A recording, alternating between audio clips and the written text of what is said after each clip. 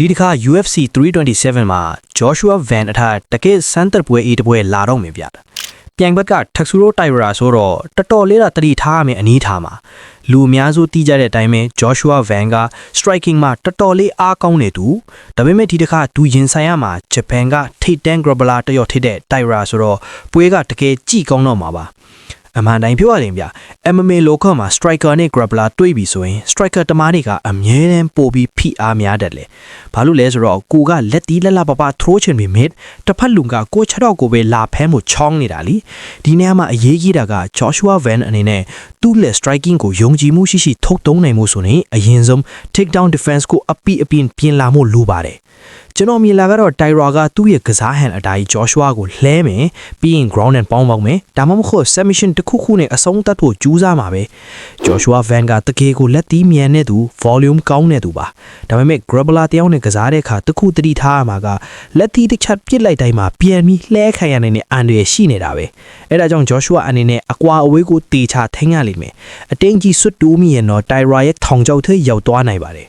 ဒါပေမဲ့တခုရှိတာက Tatsuro Taira ဆိုတာလဲရှုံးမပေးနိုင်တဲ့လူတော့မဟုတ်ပါဘူးအားလုံးသိကြတဲ့အတိုင်း Taira က UFC မှာ Brandon Royval ကိုရှုံးထားဘူးလေအဲ့ဒီပွဲမှာကျွန်တော်တို့ဘာတွေ့ခဲ့ရလဲဆိုတော့ Taira က ground ပိုင်မှာတော်ပေမဲ့ Royval လိုမျိုးမစုံမနစ်ပန်တိုက်တဲ့သူ scramble ကောင်းတဲ့သူတွေနဲ့တွေ့ရင်သူလဲရုန်းကန်လာတာပဲအဲ့ဒါကြောင့် Joshua Van အနေနဲ့ Royval ရဲ့ကစားကွက်ကိုနမူနာယူပြီးလေ့လာထားဖို့လိုပါလိမ့်မယ်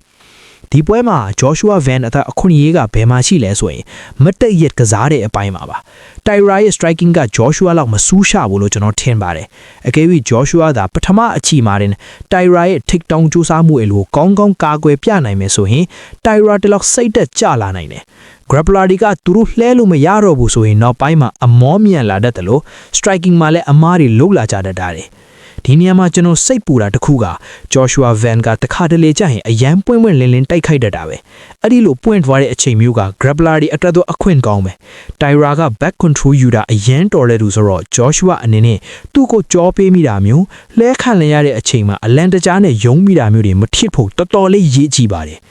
Joshua ဘက်ကလည်းသူ့ရဲ့ boxing skill ကိုတင်မဟုတ်ပဲနပန်းမိုင်းကောင်ွယ်တာကိုပါအစီမြင့်လာနိုင်မှာဒီပွဲကနိုင်မှုအလားအလာရှိမှာပါအနိရှုပြောရရင်တော့များဒါက classic match ပါပဲ striker versus grappler Joshua Van ကသူ့ရဲ့စွမ်းဆောင်ရည်ကိုတတ်ပေပြရတော့မှာပွဲပေါ့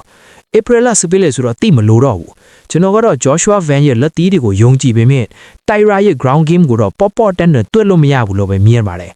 ပွဲစားတာနဲ့ Joshua Van ကအရင်ဖိတိုက်မလားဒါမှမဟုတ် Taira ကပဲအရင်လှဲဖို့ကြိုးစားမလားဆိုတာတကယ်စိတ်လှုပ်ရှားမှုကောင်းနေပါပြီ